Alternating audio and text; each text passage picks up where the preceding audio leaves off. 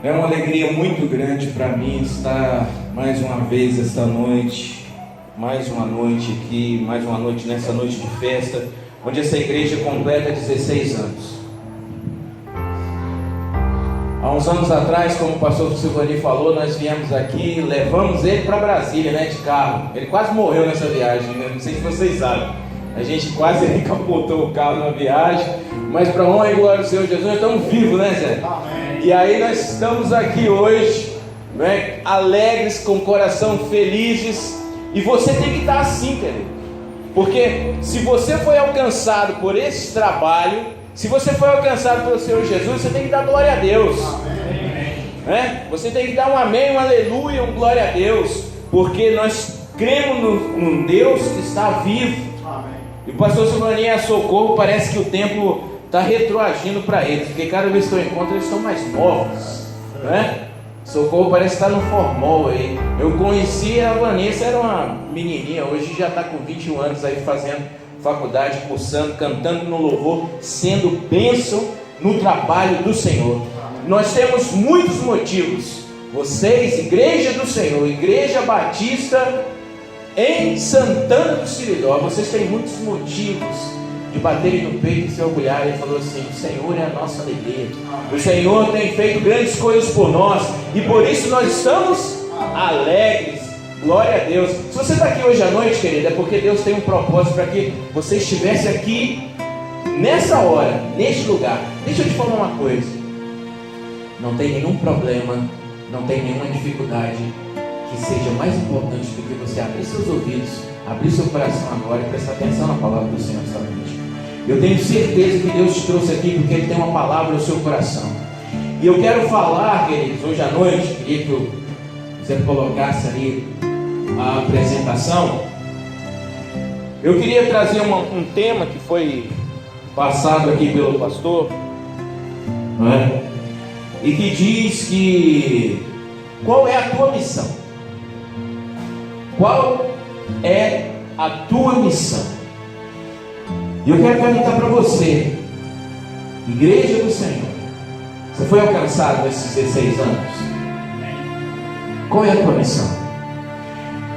E eu tenho pensado que a questão de muitas igrejas hoje, de muitos irmãos, várias igrejas que eu tenho oportunidade de falar, eu quero trazer um abraço lá da minha igreja, Igreja Batista Ágape, lá em Uberlândia, na cidade de Uberlândia, Minas Gerais. Estou vindo aqui para a convenção também, Batista, que vai acontecer na semana que vem, em Natal, e estou tendo a oportunidade de vir aqui e trazer essa palavra para vocês. Trago um abraço lá da Igreja Batista Ágape, e eu tenho tido a oportunidade de falar em alguns lugares aí do Brasil, em algumas igrejas, e eu tenho percebido que não é a questão, não é não saber a missão. A questão é cumprir a missão. A questão muitas vezes é como eu vou fazer, como eu vou cumprir, o que eu tenho feito para cumprir a missão. E hoje nós estamos celebrando a Páscoa, que representa a morte e a ressurreição de Cristo, como já foi falado aqui. Hoje especificamente nós estamos relembrando o seu sacrifício na cruz do Calvário. E se eu e você estamos aqui hoje, é porque Cristo morreu e cumpriu sua missão, amém? Nós não podemos falar qual a nossa missão como igreja sem falarmos daquele que cumpriu a maior missão de todas: Jesus Cristo. Jesus Cristo derramou o seu sangue na cruz do Calvário por mim e por você. Não tem como falar da missão da igreja sem falarmos da missão da cruz. Ele cumpriu a maior missão de todas, que foi pagar o alto preço na cruz com a sua própria vida, prova do grande amor de Deus, mandando seu único filho.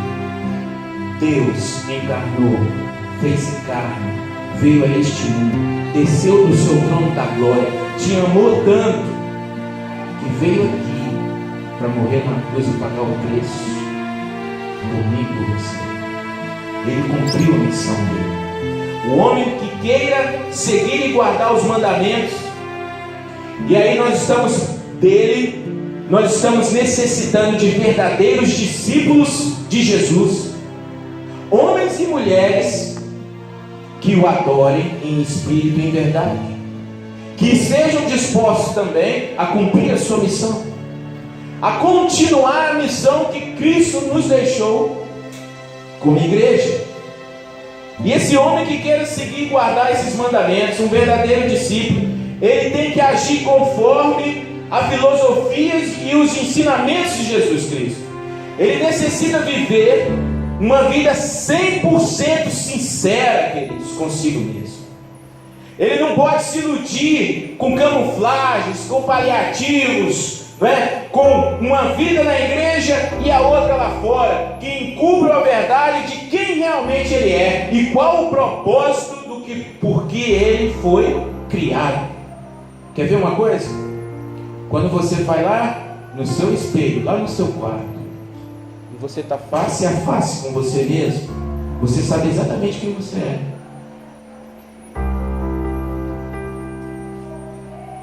Nós precisamos, amados, vivermos a realidade de Cristo na igreja, no nosso trabalho, na nossa casa, onde nós plantarmos a planta dos nossos pés. Nós precisamos saber viver o propósito de Cristo nas nossas vidas e por que nós somos criados e por que nós fomos resgatados das trevas para a sua maravilhosa luz. A questão hoje não é saber a missão. A questão hoje é como cumprir a missão. É homens e mulheres dispostos a cumprir a missão. Eu fui soldado em Brasília e em Uberlândia. Servi como oficial do exército muitos anos, 8 anos e em torno de 8 anos. Fui da guarda presidencial em Brasília, na época do presidente Itamar Franco, e comandei pelotão de operações especiais. E uma coisa que eu me lembro, como soldado, como oficial, como tenente do exército, cheguei a primeiro tenente, era que não existe um soldado sem uma missão. O soldado sem uma missão, ele não serve para nada. O soldado, ele sempre tem uma missão e ele precisa cumprir essa missão da melhor forma. Quando o nosso general que é Cristo, nos convocou para o seu exército, ele nos deu uma missão como igreja. E se você não tem se disposto a cumprir essa missão, querido, eu quero dizer para você o seguinte: você não está servindo para o propósito para que Deus te resgatou lá das trevas, pagou o preço na cruz. Você está anulando o sacrifício de Cristo na cruz do Calvário. Talvez algumas verdades, algumas palavras que eu vou falar hoje à noite aqui, talvez elas vão ser duras, querido. Mas eu tenho certeza que você está aqui porque Deus queria que você estivesse aqui para ouvir essa palavra de desafio e despertamento da igreja. Principalmente porque quem cravou Cristo na cruz do Calvário foi eu, foi você, foram os nossos pecados que fizeram isso. A Epístola aos Hebreus, referindo-se ao sacrifício que foi a morte de Cristo, afirma: mas agora, na consumação dos séculos, uma vez por todas se manifestou para aniquilar o pecado pelo sacrifício de si mesmo. Hebreus 9, 26. Jesus aniquilou o pecado pelo sacrifício dele mesmo na cruz. E na verdade, se Cristo não tivesse sido erguido naquela cruz, jamais eu e você estaríamos aqui hoje. Jamais, queridos, nós seríamos salvos em Cristo Jesus. Se Ele não tivesse cumprido a missão, caso houvesse Cristo permanecido na morte, caso Cristo não tivesse ressuscitado, Ele não teria vencido o pior inimigo da humanidade. E qual é o nosso pior inimigo?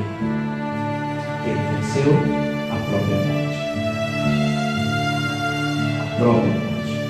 A Bíblia diz que nós estávamos condenados nos nossos delitos e pecados, e nós estávamos perdidos, sem nenhuma esperança. Mas a nossa esperança hoje é num Deus que está vivo, não um Deus que está pregado na cruz, mas um Deus que morreu e ressuscitou.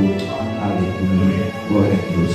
O sepulcro dele, se você for lá em Jerusalém hoje, o sepulcro de Cristo está vazio. O seu trono, à direita de Deus, está preenchido com a sua presença, porque ele está à direita de Deus Pai, olhando por mim e por você. E aí, queridos, a questão que nós seremos confrontados aqui esta noite, igreja, presta atenção, é se nós vamos continuar.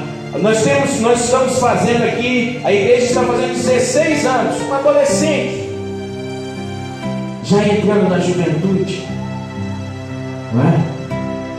Já possui uma determinada maturidade, não é mais nenhuma criancinha que está engatinhando, mas é um adolescente que está entrando na juventude e já entende sobre a vida cristã, já entende sobre os passos, sobre o sacrifício de Cristo. E a questão que nós seremos confrontados aqui esta noite é se nós vamos permanecer do jeito que nós estamos, parados na inércia, apenas olhando o tempo passar, ou nós avançaremos e enfrentaremos esse mundo dos nossos dias. Se nós, como igreja, estaremos satisfeitos e nos prendermos a muitas vezes ao templo, ou nós cumpriremos a palavra, o significado da palavra igreja, que é chamados para fora. Chamados para fora. Nós vamos nos conformar com este século? Sabe qual é o nosso maior desafio? Um dos nossos maiores desafios? O mundo jaz no maligno. O mundo está cada vez pior. E nesse mundo em constante transformação para o pior, o nosso desafio é formar discípulos de Jesus. Discípulos do Mestre Jesus, que sejam multiplicadores da verdadeira mensagem do Evangelho. Quantos discípulos de Jesus nós temos hoje à noite aqui? Amém? Quantos discípulos verdadeiros? Amém? Glória a Deus. Então, queridos, nós precisamos multiplicar. Preste atenção nessa frase. A multiplicação é que nos move. A multiplicação é que nos move. Porque se nós continuarmos na inércia, ou seja, parados, nós nunca multiplicaremos. E aí, queridos, preste atenção. Nós temos uma nova vida em Cristo, amém? Amém. Temos uma nova vida em Cristo. Deus não deseja apenas que nós descubramos a nova vida em Cristo e que experimentemos em abundância. E aí nós dizemos assim: nós temos a Cristo, aleluia, glória a Deus, Ele me salvou. Eu já tenho a nova vida em Cristo, vida abundante, glória. Não é verdade? A gente vem para a igreja, a gente dá glória a Deus, porque Cristo nos salvou. Mas Cristo não só morreu e nos salvou. Descobrir, né? Descobramos a nova vida em Cristo, experimentamos isso em abundância, isso poderia nos limitar a olhar apenas para nós mesmos e esquecermos que, mas isso não é suficiente. Cristo deseja que nós tenhamos o quê? Uma vida contagiante. E sabe o que é uma vida de contagiante? Contagiante. A princípio a palavra contágio, se você for lá no dicionário, ela vai nos transmitir uma ideia negativa. O dicionário ela vai informar que o significado é transmissão de uma doença por contato imediato ou imediato. Ou seja, você contém o contato com a pessoa e aí você adquire aquela doença, ou contágio, né? Você foi contagiado com aquilo. Mas se a gente tomar isso, queridos, por um sentido positivo, através do contato com as pessoas, Deus deseja que as contagiemos com a sua vida. Você possui Cristo? Você possui a vida em abundante? Então, o que Deus espera de nós é que as pessoas que nós tivermos contato, elas sejam contagiadas com a nossa vida. E sabe por que isso não tem acontecido, queridos? Porque a igreja não tem sido luz, a igreja não tem sido sal, a igreja não tem saído para fora, como é o nome da igreja, e ela tem se enclausulado dentro da igreja, tem ficado presa dentro da igreja, e ela não tem olhado a multidão lá fora, e ela não tem levado essa vida de contato, de contágio com as pessoas.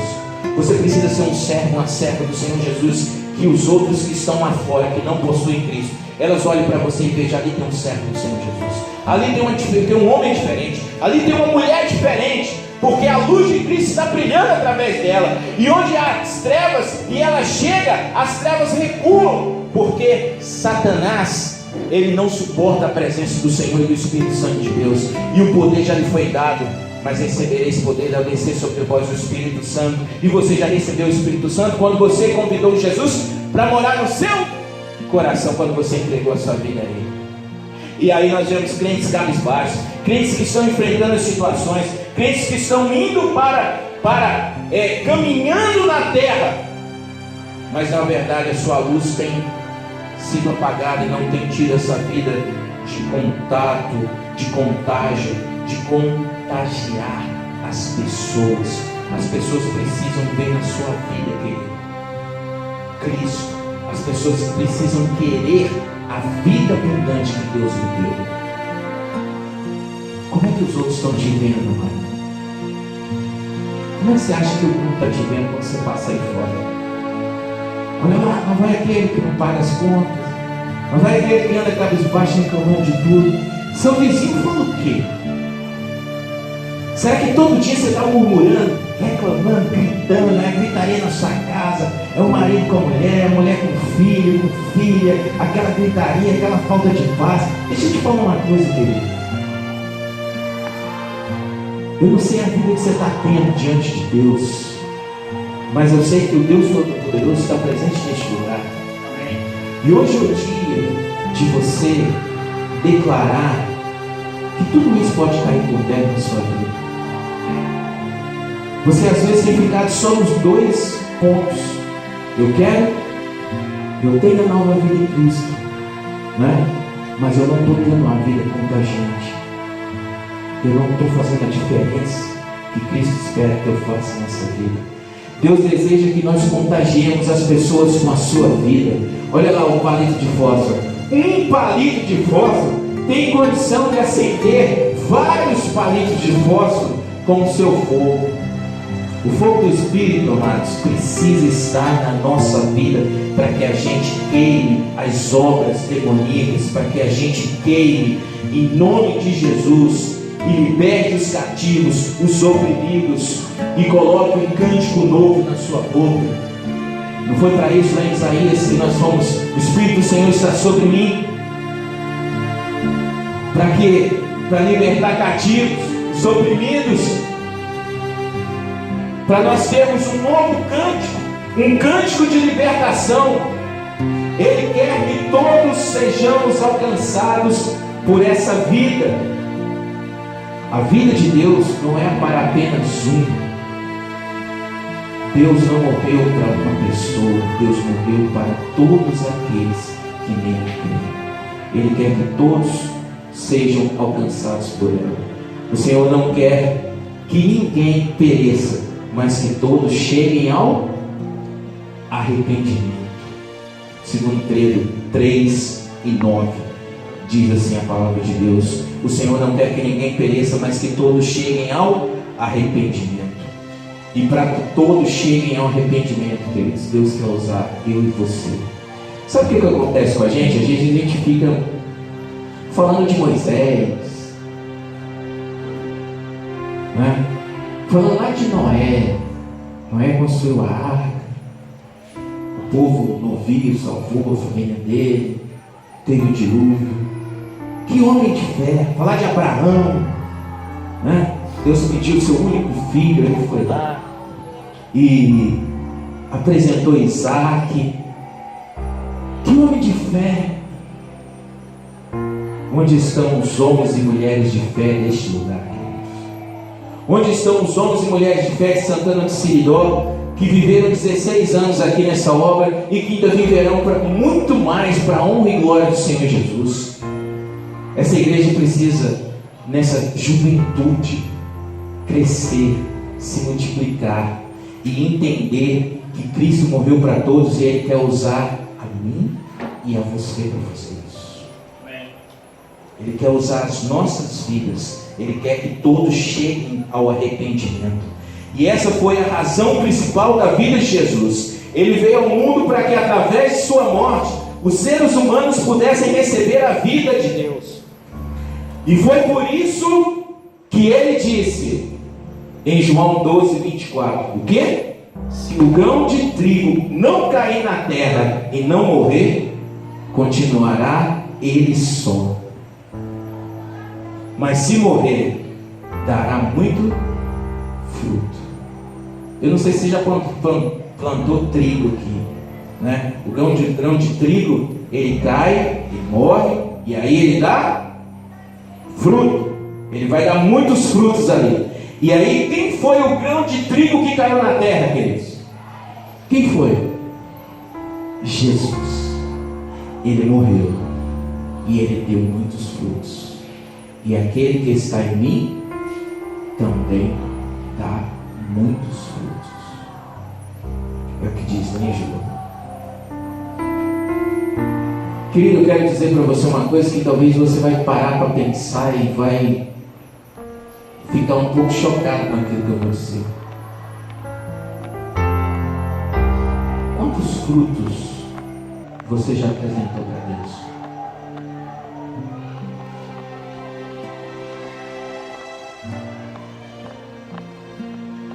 Quantas vidas você já falou do Evangelho do Senhor Jesus e essas vidas chegaram e alcançaram o Senhor Jesus como seu Salvador?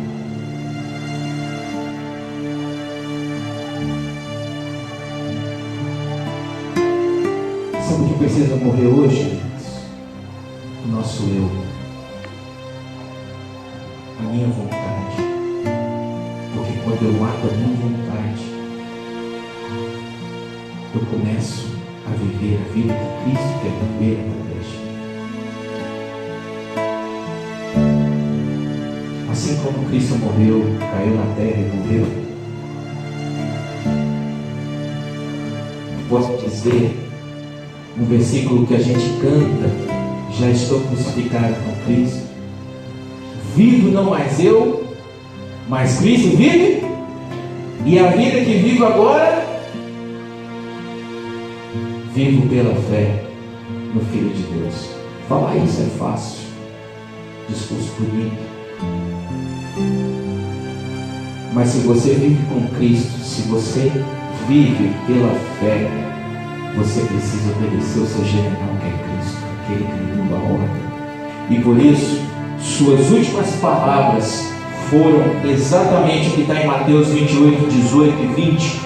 E aí, quantos de nós sabem disso? A grande comissão, né? Foi-me dada toda a autoridade nos céus e na terra, portanto, vão, façam discípulos de todas as nações, batizando-os em nome do Pai, do Filho e do Espírito Santo, ensinando-os a obedecer a tudo que eu lhes ordenei. E eu estarei sempre com vocês até o fim dos tempos.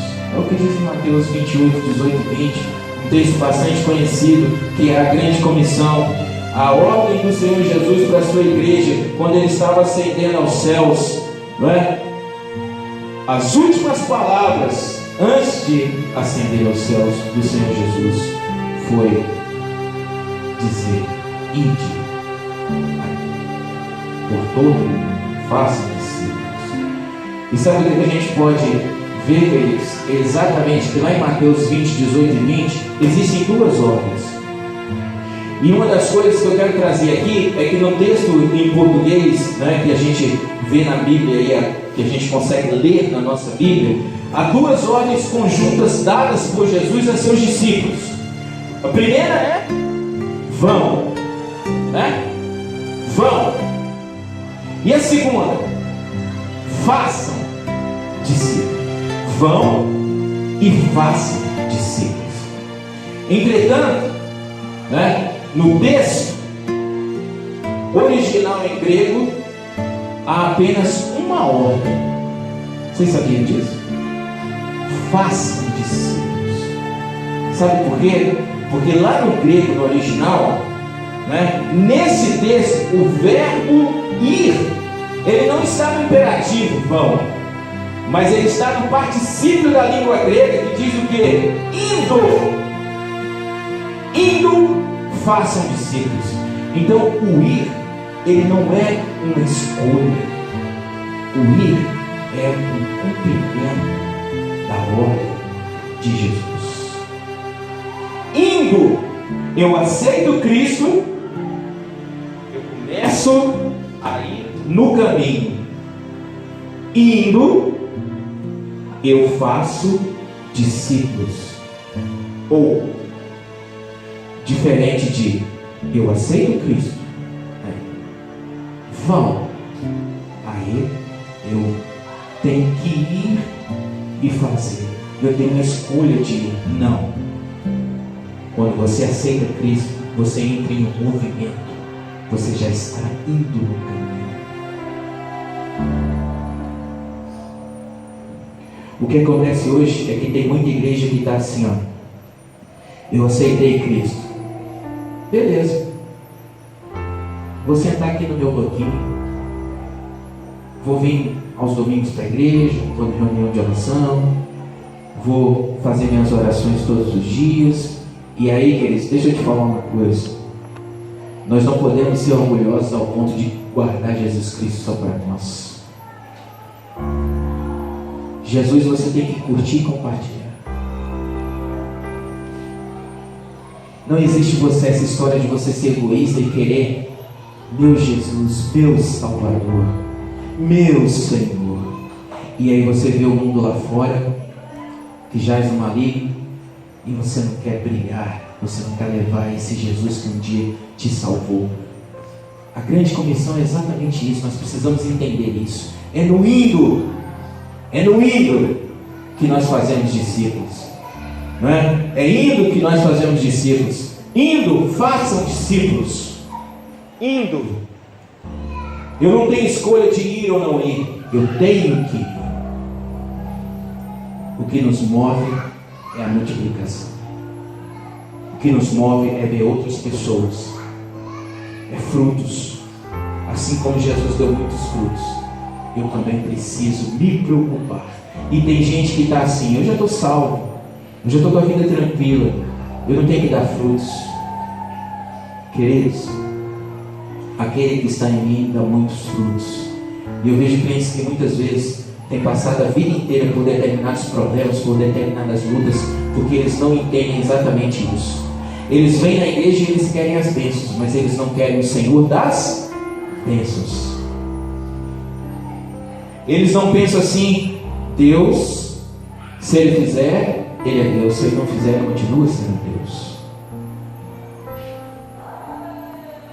Mas eu venho achando que você é abençoado por Deus nessa terra aqui, quando a verdadeira, a maior bênção que Ele já poderia nos dar, Ele já deu, que foi o seu Filho que veio aqui e morreu na cruz por nós.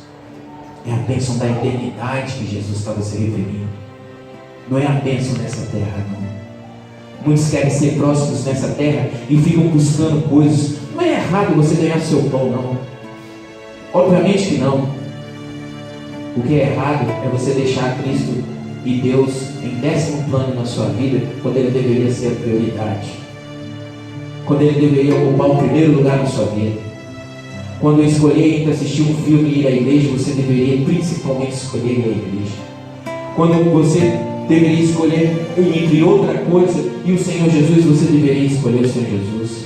Entre você reter as suas finanças e entregar as suas finanças para Deus, você deveria crer e confiar que Deus nunca deixou um filho de Deus mendigando pão e nunca vai deixar. Desde que você faça o Senhor o seu pastor, nada vai te faltar. É o que diz o Salmo 23. Então, queridos, fazer discípulos, fazer com que as pessoas sigam o Mestre, esse é o nosso desafio. Aí, eu como igreja, olha só que lugar que nós chegamos aqui na mensagem. Eu como igreja entendi qual é a minha missão. Agora, pastor, como é que eu faço? Como que eu cumpro a missão? Como é que eu chego e faço a minha missão? Fazer com que as pessoas sigam o Mestre. Esse é o nosso grande desafio através de uma vida contagiante. Porque a palavra discípulo, que quer dizer pupilo, aluno, aprendiz, biblicamente significa o quê? Um seguidor de Jesus. Homens e mulheres que seguem o Mestre, seguem e fazem o que Ele mandou, seguindo as pegadas de Jesus. Agora, como fazer discípulos? Você sabe que nós não temos feito discípulos? Porque como fazer discípulos se nós temos visto igrejas que não seguem o Mestre, que não fazem e que não obedecem aquilo que Ele disse que era para nós fazermos? Como fazer discípulos se nós não temos sido discípulos? Semana inteira de oração.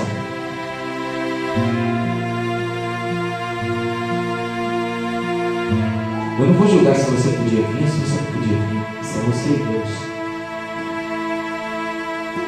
Mas você sabe.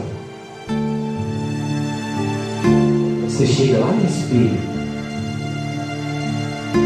Quando você está lá no seu quarto, quando você deita a cabeça no seu travesseiro, você sabe que discípulo você vai ser. E aí, queridos, indo, evangelizando, batizando, ensinando a obedecer, discipulando. Como fazer isso se eu não vivo isso?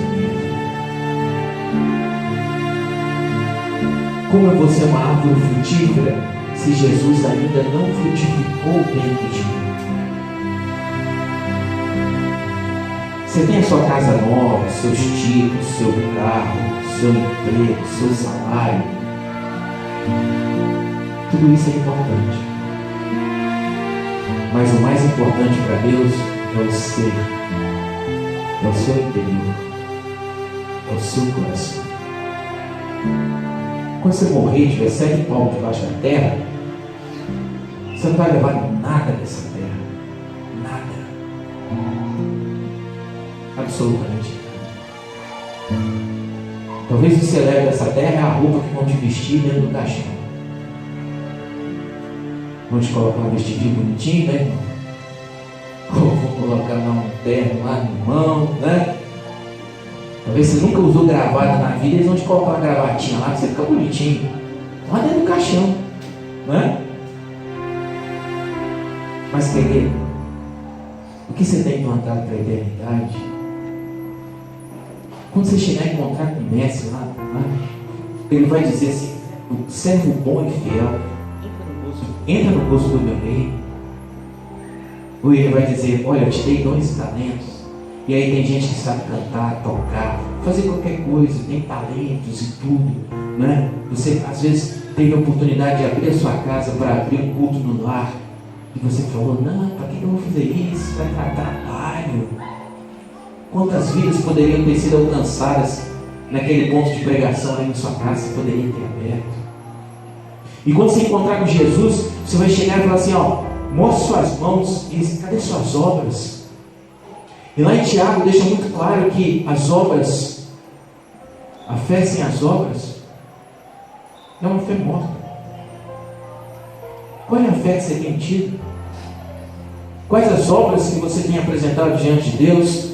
E aí, Deus, preste atenção agora, nós vamos entrar aí numa questão importantíssima. Deus, ele tem uma visão. Ele tem uma visão. Você sabe o que é visão? Visão, não é? É exatamente um quadro do futuro que desperta o quê? Paixão. Abre sua Bíblia lá em Apocalipse 7:9. Vai lá em Apocalipse 7:9, por favor. E quem encontrar pode ler bem alto aí. Apocalipse, capítulo 7, versículo 9.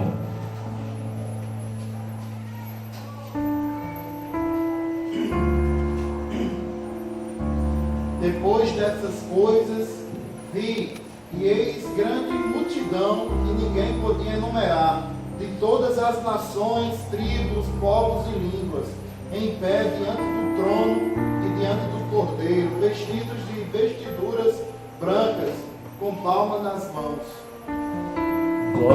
Glória a Deus. Olha só como está. Depois disso olhei e diante de mim estava uma grande multidão, que ninguém podia contar deles, de todas as nações, tribos, povos e línguas. Sabe qual é a visão de Deus? A visão que Deus, que você precisa apaixonar, é o que Deus tem em seu coração que ainda não foi concretizado. É exatamente o que está em Apocalipse 7:9. Uma grande multidão de vestes brancas diante do Cordeiro. E para a honra e glória do Senhor Jesus, você vai estar lá, eu vou estar lá, essa igreja vai estar lá, vestida com vestes brancas diante do Cordeiro, dentro de uma multidão que ninguém pode contar. Mas se essa visão futura, lá de Apocalipse, fala de uma grande multidão, queridos, hoje a nossa tarefa é fazer com que outras pessoas sigam o Mestre. E sigam o Mestre para quê? Se amanhã terá uma grande multidão de vestes brancas, essa é a visão de Deus, isso é algo que está no coração de Deus, que ainda não foi concretizado, que está lá em Apocalipse. Isso é uma visão futura que deve apaixonar eu e você. Hoje há uma grande multidão de ovelhas sem pastor. E onde que está essa multidão de ovelhas sem pastor? Onde que está? Qual que é o campo de atuação dessa igreja aqui? Ganhar Santana para Cristo? Ganhar o Nordeste? Ganhar o mundo? Não se tem limites com Deus. Não se limita a Deus em caixinhas, ou se limita o Espírito Santo, a obra do Espírito Santo. Nós limitamos, nós prendemos Deus dentro dos nossos tempos. Nós prendemos o Espírito Santo dentro dos nossos corações e não queremos compartilhar o poder que Ele já nos deu. Se você cala sua boca e não fala de Jesus, o Espírito Santo nunca vai agir na vida daquele, porque ele não vai saber, não vai atuar através de você, e aquela pessoa vai passar e talvez nunca tenha uma nova oportunidade que Deus desejaria fazer através da sua vida.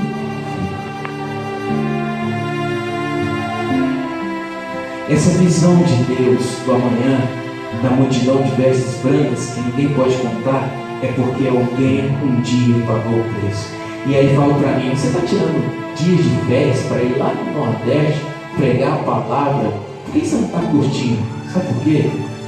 Jesus está voltando. Jesus está voltando. Nós não podemos perder mais tempo. Porque quando Jesus voltar, talvez você tenha um parente seu aí que não conhece a Cristo, e quando Jesus voltar para buscar sua igreja, você vai encontrar com Cristo nos altos céus, através do arrebatamento da sua igreja. Mas aí você vai ver aquele que você ama aqui nesse mundo ficando, porque você às vezes teve uma oportunidade e não falou nada, e não fez nada. Hoje é o dia do despertamento. Hoje é o dia da morte de Cristo, que nós comemoramos a morte de Cristo, e Ele morreu para nos dar vida. Hoje é o dia de você sair daqui cheio do Espírito Santo, cheio da vida do Senhor Jesus. E quando nós pensamos que existe uma grande multidão aí fora sem pastor, qual é o desafio? É transformar a grande multidão de ovelhas sem pastor em rebanho de Jesus. Esse é o nosso desafio.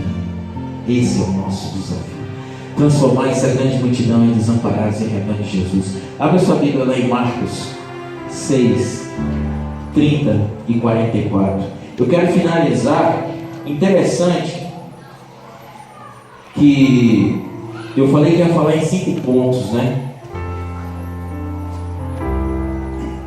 Eu queria que você prestasse atenção aqui. Eu já sei que o tempo está... Hoje é uma noite de festa.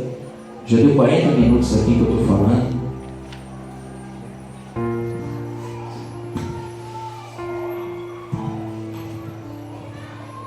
Alô? Isso.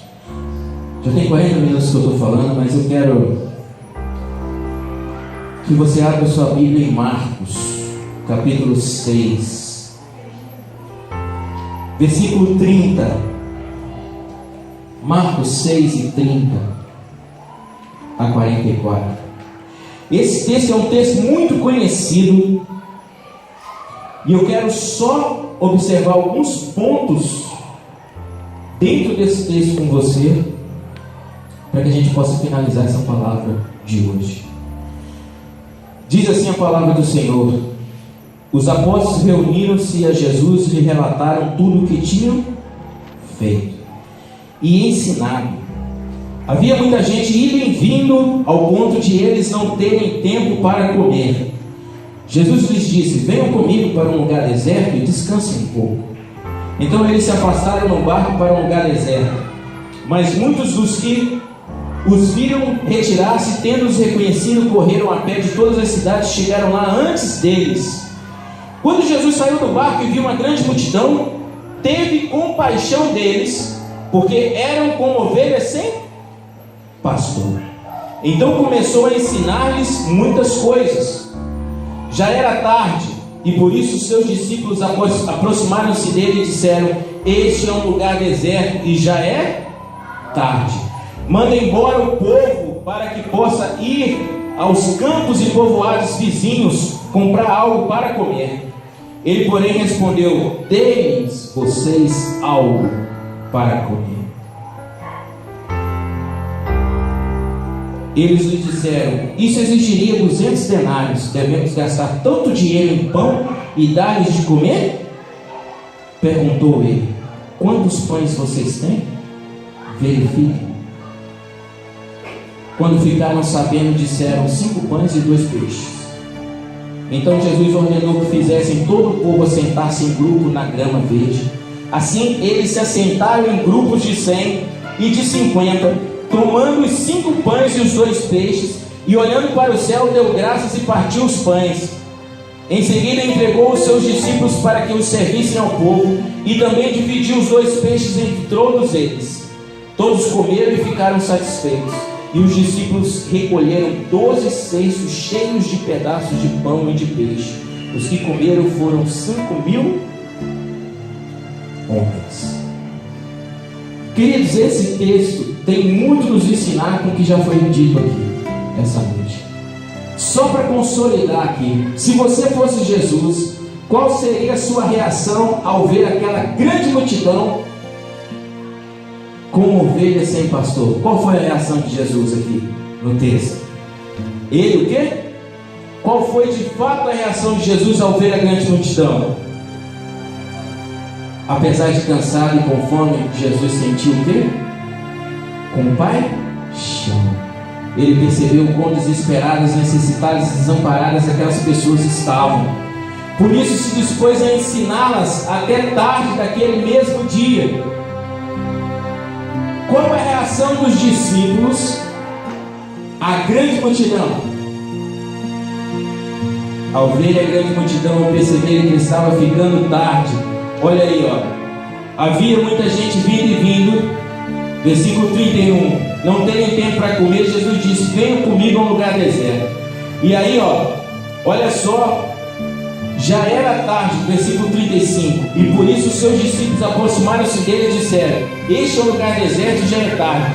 Manda embora o povo para que possa ir aos campos e povoados vizinhos comprar algo para comer. Ao ver a grande multidão, os discípulos que estavam ficando tarde e o lugar era deserto, eles sentiram um cheiro de problemas. Quanto de nós temos olhado a multidão e nós temos visto problemas para nós? Quantos de nós temos dito assim, olha, dispersa a multidão, deixa a gente ficar aqui, só a nossa igreja, só nós mesmos aqui. Não precisa falar com mais ninguém. Essa igreja não precisa crescer, já encheu as cadeiras aqui, né? Despede o povo para que pudesse ir buscar algo para comer. Jesus teve um sentimento diferente dos discípulos. Teve um conflito aí entre Jesus e os discípulos. E qual foi? Ao olhar para a multidão, Jesus via muitas pessoas a serem julgadas. E os discípulos viam muitos problemas a serem resolvidos. Jesus sempre quis ajudar as pessoas, mas os seus discípulos naquele momento queriam cada um resolver os seus próprios problemas. E hoje é exatamente isso. A igreja, os homens, as mulheres, nós temos dito assim, olha, problema seu problema é seu, problema seu é seu, meu é meu.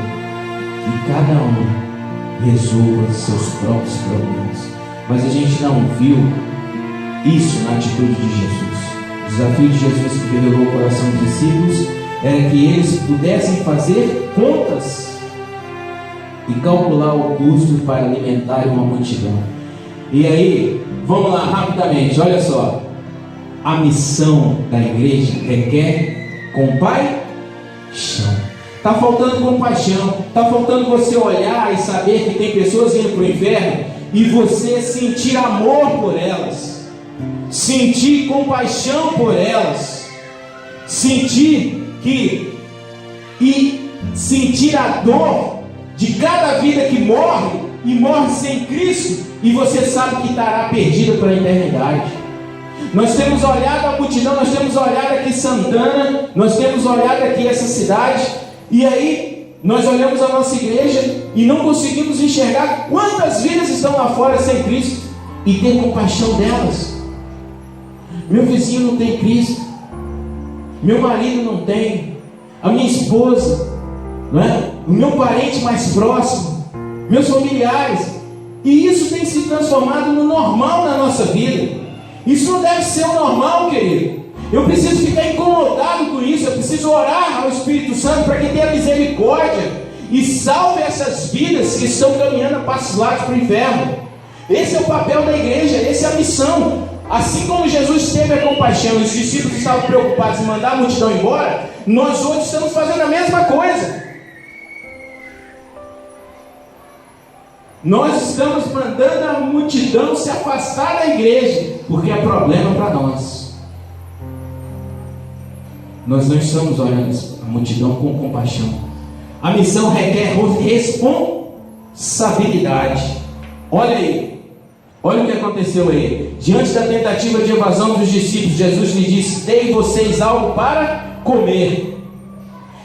Ele não falou assim: olha, eu vou pegar, eu vou fazer o milagre da multiplicação, vocês vão dar aí para você. Ô Pedro, Tiago, João, meu filho, vem aqui. Vocês estão querendo mandar a multidão embora? Dei vocês algo para elas comerem. Igreja de Santana, a multidão está faminta lá fora de Jesus. A responsabilidade é de vocês. Jesus poderia ter dado para os anjos, Jesus poderia ter dado para qualquer outro tipo de anjos, mas a única entidade credenciada por Deus para levar a mensagem de salvação chama-se Igreja do Senhor. E a igreja é eu e você.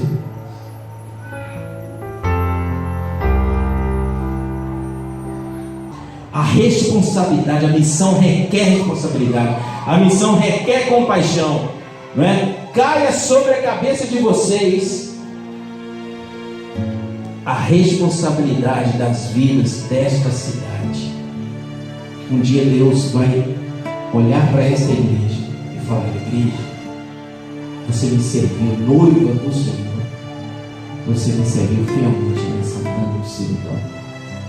Você não deixou a mensagem do Evangelho morrer. Você não mandou a multidão embora, mas você assumiu a responsabilidade. A responsabilidade, a missão requer sacrifício. Eles estavam cansados, com fome, e muitas vezes nós estamos cansados mesmo, nós estamos abatidos. Muitas vezes situações da vida vêm e roubam a nossa alegria, mas a emergência da missão requereu um sacrifício, não é? Requereu a boa vontade por amor àquelas vidas. Paulo escreveu aos Gálatas: meus filhos, novamente estou sofrendo dores de parto por sua causa, até que Cristo seja formado em vocês. Nós precisamos sentir a dor daqueles que não têm o Senhor Jesus como seu único suficiente Salvador. Jesus se entregou à morte sacrificial na cruz, para que todos os seres humanos tivessem vida.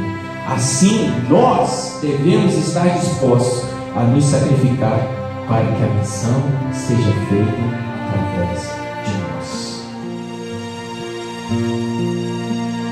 Se você ficar lá na sua casa, se você simplesmente vier aqui como um religioso, essa missão nunca vai ser cumprida através de você. A missão requer estratégia. Quarto e depois o último ponto, o que Cristo fez aí? Olha a estratégia, como que Jesus multiplicou os pães e peixes em uma multidão de mais de 10.000 pessoas foram alimentadas. Chegaram a todas as pessoas. Jesus ordenou que os seus discípulos organizassem a multidão em grupos de 100 e de 50 pessoas. Olha aí, olha a estratégia, olha como Deus é organizado. O problema é que às vezes a gente quer lá enfrentar o inimigo, a gente não vai sem estratégia nenhuma. Onde que eu vou começar, não é? Os pequenos grupos, como que a coisa vai funcionar, como que vai ser, como que eu vou treinar a liderança? Existem pessoas dispostas a fazer isso? Primeira coisa é se oferecer, é o que está lá em Romanos 1 e 12, 1 e 2, ofereçam os vossos corpos como sacrifício vivo, santo e agradável a Deus. Isso é o vosso culto racional, amados. Às vezes você está preocupado em dar seu dízimo, mas o que Deus está mais preocupado é no seu coração, na sua predisposição. Existem pessoas que estão preocupadas, como os fariseus daquela época, de fazer coisas: eu vou na igreja porque senão o pastor vai chamar minha atenção. Mas se você já falou isso, o seu coração não está predisposto à vida.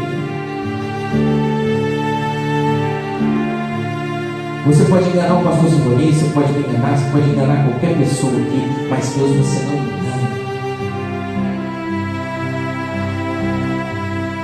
A missão ela requer uma estratégia, e uma estratégia da igreja, e uma das estratégias de maior sucesso atualmente ao longo da história da igreja é a multiplicação através dos pequenos grupos. Nós temos implantado isso lá na igreja, queridos, e eu estou vivendo uma realidade a respeito disso. Por um bom tempo a gente começou a formar liderança e dando mensagens como essa para que as pessoas se apresentassem como sacrifício vivo, como oferta agradável ao Senhor. Antes do seu bolso, Cristo quer o seu coração, a sua vida. E quando elas se ofereceram e falaram: eu estou disposto a servir o Senhor, eu estou com compaixão, eu entendi a responsabilidade. Houve um treinamento da liderança, e nós estamos cada vez mais multiplicando através das células. Foram começados com 3 células e hoje nós estamos em 8 células, com mais de 20 pessoas em cada uma. Estratégia, olha a estratégia de Deus. Mas aqui precisou cada um ter uma liderança em cada grupo desse. E a missão tem uma recompensa. O que é de Deus, Ele vai exigir sacrifício, vai exigir responsabilidade, vai exigir estratégia. Mas no final, aqueles que se disporem a servir a multidão, aqueles que se disporem a se colocar na brecha, aqueles que se disporem a levar a Cristo as pessoas que estão morrendo sem Ele, eles terão a recompensa dessa missão, o galardão, aquele que vai receber do próprio Deus a coroa da vida. Eu queria que você fechasse seus olhos agora, igreja. Eu não sei o que o Senhor falou com você essa noite. E aí, diante disso tudo que nós falamos aqui, através desses 50 minutos, qual a sua posição hoje? Nós cantamos aqui porque Ele vive, eu posso crer no amanhã. E eu queria que o irmão estivesse dedilhando essa música, porque só existe um amanhã em Jesus. E hoje, sexta-feira da paixão, quando Jesus derramou seu sangue na cruz, no Gólgota, no monte chamado Caveira, Ele morreu por mim e por você. Ele sofreu os açoites. Sobre as suas pisaduras nós fomos sarados. E hoje nós somos livres para estarmos aqui e entendermos essa missão. Porque um dia Ele pagou esse preço, Ele derramou com o seu sangue, Ele nos lavou e nos purificou de toda injustiça. E não há nada que eu e você pudéssemos fazer para crer nesse amanhã, se Ele não tivesse morrido na cruz. A questão, amados, é que nós precisamos entender que nós precisamos continuar a missão de Deus. Nós precisamos continuar a missão de Cristo, que um dia começou na cruz. Que nós como igreja nós temos a responsabilidade, que nós como igreja nós temos que a missão requer sacrifício, que nós como igreja precisamos entender que a missão requer estratégia, mas que no final nós teremos a recompensa.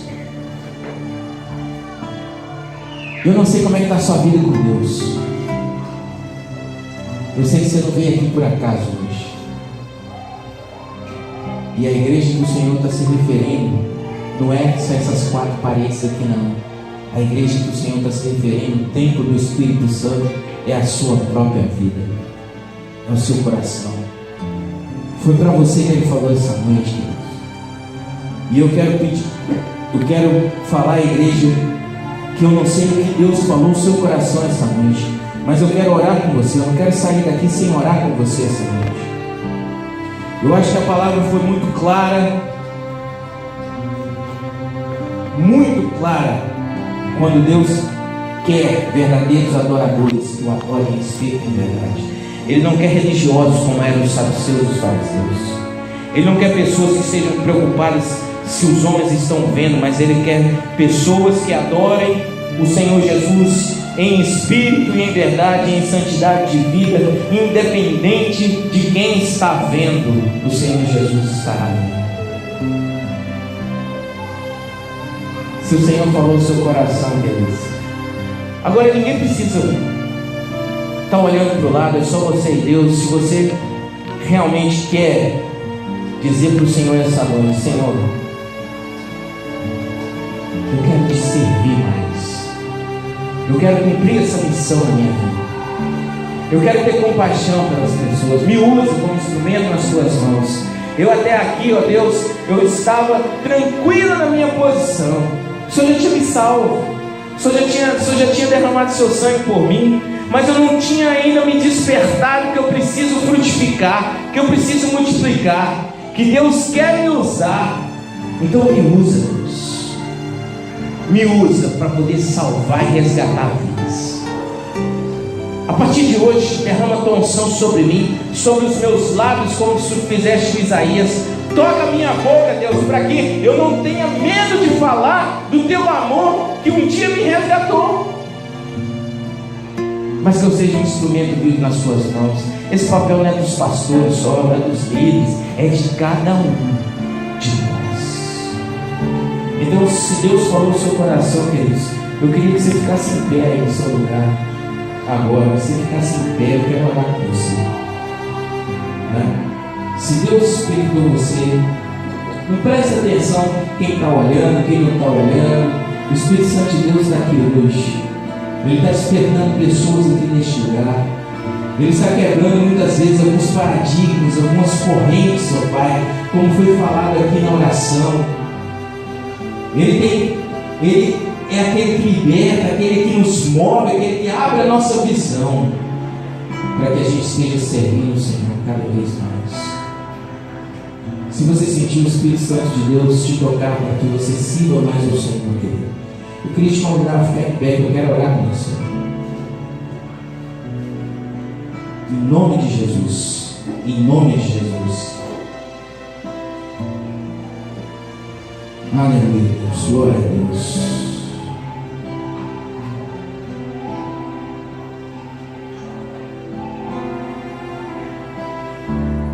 Meu compromisso, o compromisso que você está fazendo não é comigo, Senhor, meu irmão, não é com o pastor Silvanino, não é com a liderança dessa igreja, mas o compromisso que você está fazendo é com o Senhor.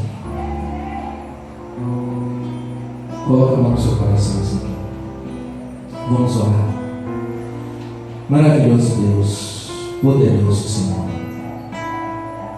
A tua palavra foi ministrada, Pai, e quando as pessoas estão aqui, ó Deus, em pé, nesta noite,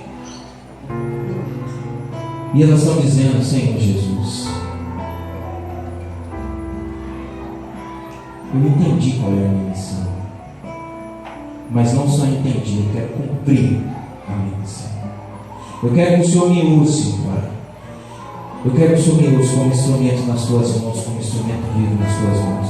Deus, em nome de Jesus, me liberta de tudo aquilo, Pai. Lança fora todo medo. Ó Deus, desprende a minha língua, Pai. Desprende o meu pensamento, a minha mente, o meu coração, para entender, ó Pai, que o Senhor, através de mim, quer salvar outras vidas, mas eu tenho que ir, eu tenho que falar, eu tenho que apresentar esse Jesus, através do meu testemunho, através, ó Deus, da minha vida, ó Pai, contagiante, que todas as pessoas que tiverem contato comigo, ó Deus, possam ver Cristo na minha vida, que todas as pessoas que tiverem contato comigo possam receber uma palavra vinda dos altos céus. Ó Deus, usa a vida dos meus irmãos aqui, ó Pai, que querem se colocar como instrumento, para que essa igreja multiplique cada vez mais, para que essa igreja cresça e floresça no Teu amor, ó Pai, e que dê frutos, ó Pai. Que hoje possa ser a noite, ó Pai, de renovo sobre essas vidas. Eu não conheço o coração e nem todos aqueles que estão em pé aqui, ó Pai, mas o Senhor conhece pelo nome. Então o Senhor chama pelo nome cada um deles, ó Pai, e vê se há alguma coisa que precisa que eu toque, Pai, e retira, ó Pai, liberta, ó Pai, para que eles possam te servir, em nome de Jesus, em nome de Jesus. Amém, amém e amém. Amém, queridos. Glória a Deus. Amém. Pastor.